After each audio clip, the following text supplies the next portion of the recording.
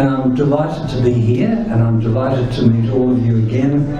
I think many of your faces are familiar to me, and I'm also delighted to see my friend and colleague Dave Sweeney, who's doing a wonderful job in the Australian Conservation Foundation on nuclear power.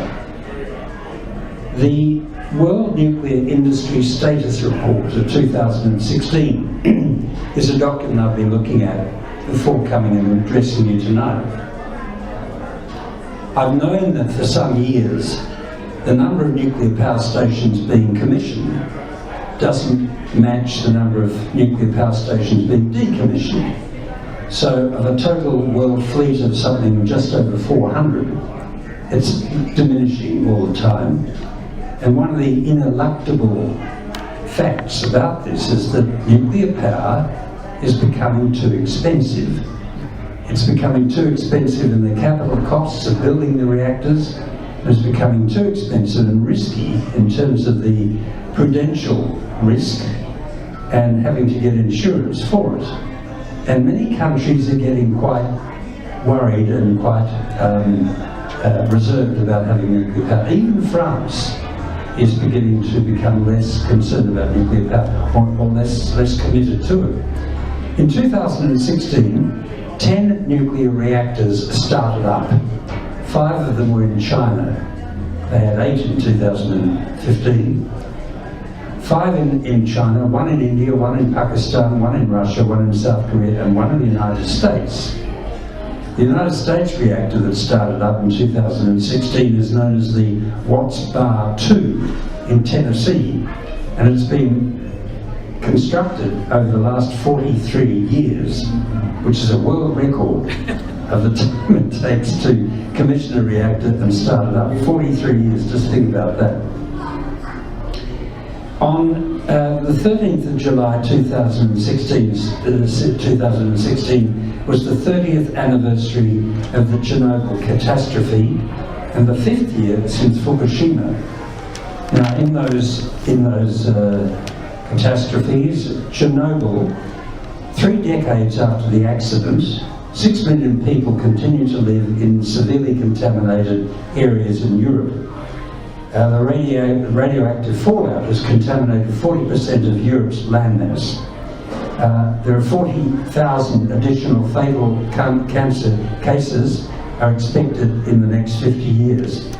It's very hard to assess this because cancer from radiation is what we call a stochastic phenomenon. That is, it takes a long while for it to appear, usually.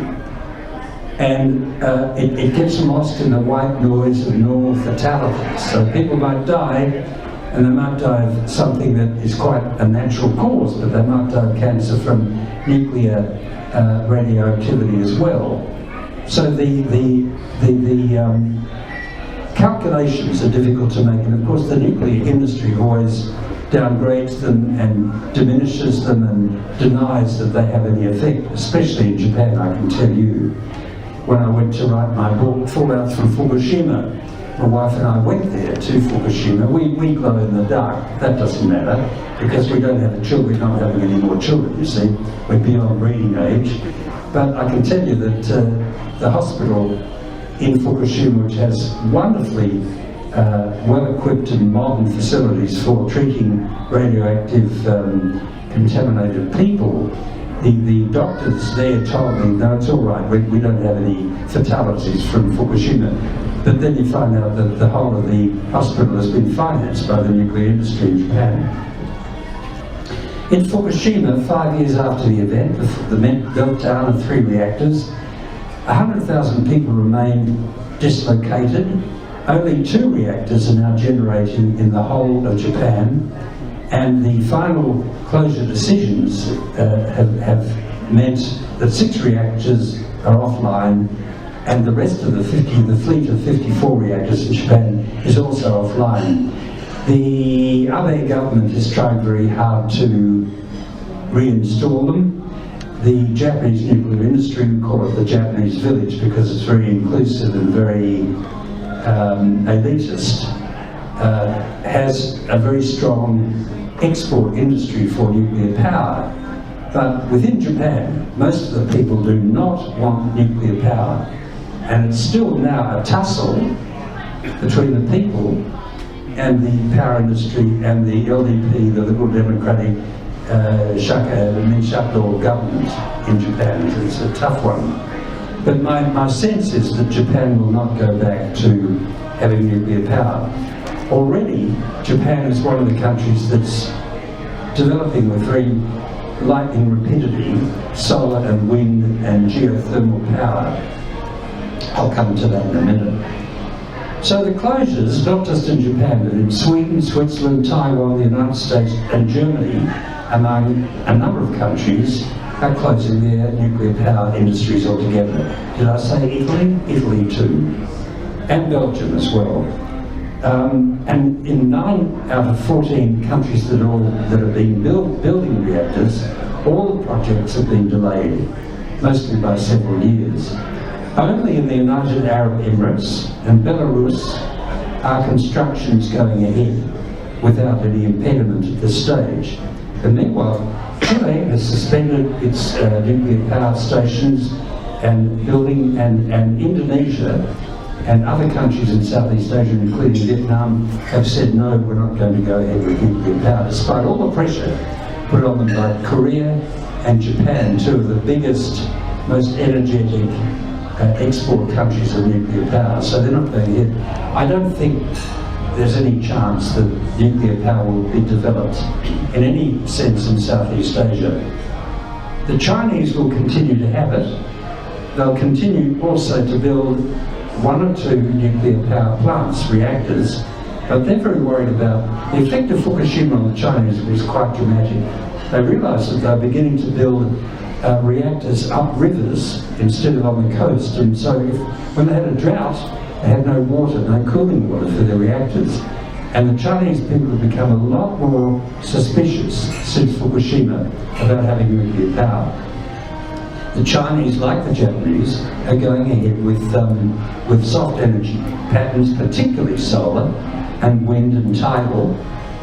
The Japanese have got a project in northeastern Honshu to put floating platforms out on the sea with wind turbines, and they're being developed very rapidly. So my sense is that Japan is on a losing curve, and they're going to keep restricting their power. And this means that Toshiba and the other nuclear power industries, Mitsui and Mitsubishi and the big Zaibatsu, are going to lose their authority and their profit motive. Indeed, the Westinghouse, which is under the control of the Japanese nuclear industry now, it's been taken over. The large American company, Westinghouse, has gone broke with its latest advanced pressurized nuclear power, 1,000 megawatt power station in Georgia and South Carolina. They've had a bankruptcy filing, and this means that they're not going to build any more reactors in the United States. So, it's a hiding to nothing that the nuclear industry is being delayed and is going downhill. But we have to not be complacent, because what's happening is that you have the nuclear industry led by reactionary capitalist forces in this country, including Hugh Morgan, someone I know very well. In many ways he's a good bloke, but he certainly has some disastrous ideas about this. He would like to build reactors in this country. Dave is going to mention this and mention the schizophrenic attitude we have in our country. On the one hand, we export uranium. On the other, we don't want to have nuclear power plants here, not in my backyard. So, just to conclude these brief remarks that I want to make, nuclear is losing out all the time to soft energy powers, including particularly wind and solar. In Brazil, China, India, even India, which still has plans to build nuclear power plants, and they are building them. Japan, the Netherlands, they now produce, all these countries, they now produce more power from wind turbines alone than from their nuclear power plants, and that's an indication of where things are going. I think that it's true to say that we're not going to see a resurgence, therefore, in nuclear power generation, but we continue to have optimists and people tilting at windmills who say, no, it's not over yet. We're going to miniaturise nuclear power plants. We're going to put nuclear power plants on ships. We're going to make them much more efficient. But it's still the same ineluctable process of fission. It still creates nuclear waste that cannot be yet isolated from the biosphere. It's not been proven in any country. The Finns are probably furthest advanced on this, but as Dave would agree. But even in Finland, it's a very problematic situation. I must say, although I'm coming into Dave's territory a bit, I get appalled when I hear Bob Hawke and other pro-nukes talk about having an international nuclear fuel regime in this country. If we did that, it would be an excuse for all the countries with full co-located swimming pool storage for their nuclear waste, their nuclear rods, to send it all to Australia, and you give a new lease of life to the nuclear industry. Let's hope that doesn't happen. So in sum, I think that it's a losing industry, and I haven't mentioned, of course, the inescapable connection between nuclear power and nuclear weapons. And when we look around the world at the 9 nuclear countries, we see several things. One is the extreme danger of the situation, particularly on the subcontinent between India and Pakistan, particularly in Europe right now between Russia and the United States, particularly in the Baltic, the possibility of there being a nuclear exchange. And we see it not so much now in the South China Sea, because Trump has had a bit of sense talked to him by President Xi. But we all worry about North Korea, of course. And there's such a lot of hyperbole about North Korea, let me say to you. Firstly, the breathtaking double standards between what the North Koreans are permitted to do by the United States and what the US does itself. The United States can send out from the west coast of its country missiles all the time on tests. That's all right for them, but let North Korea let off one intermediate range missile and everyone comes down on them like a ton of bricks, and it's an act of war. Complete double standard.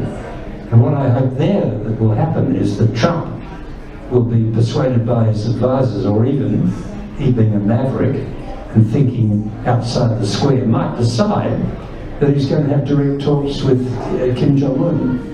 If he did that, it'd be a very good thing. And as a gentleman here said tonight, we just had elections in South Korea, and Moon Jae-in has been elected as president from the Democratic Party. He comes from the same stable as Kim Dae-jung,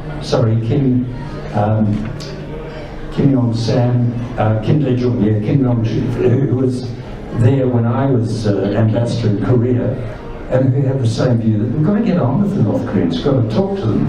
It's the only way we can get through this suspicion and extremely dangerous situation that we have, where the United States continues its provocation of having joint military exercises every year in South Korea, which drives the North Koreans mad, and they get all their guns along the 38th parallel vectored on Seoul, and they say, no, we're going to continue to do this. And just to finish on one note, I think many of us here would be completely appalled at the way our Prime Minister has just appeared on an antiquated US aircraft carrier, the Enterprise, with Donald Trump, to praise the United States and its leadership in the world, and how Australia will always be your friend and ally in whichever wars you choose to run. A group of us retired diplomats are saying to government, don't do it. We've got to have an independent view about this. But it's interesting to see who was behind Trump. There was Rupert Murdoch, there was the Great White Shark, and there was Murdoch, and all these right-wing characters, the Yes Squad. I must say I'm ashamed of our Prime Minister. I thought he was a better man than he is. I'll end it there and hand over to Dave, but thank you very much for listening to me. Thank you very much. Thank you very much.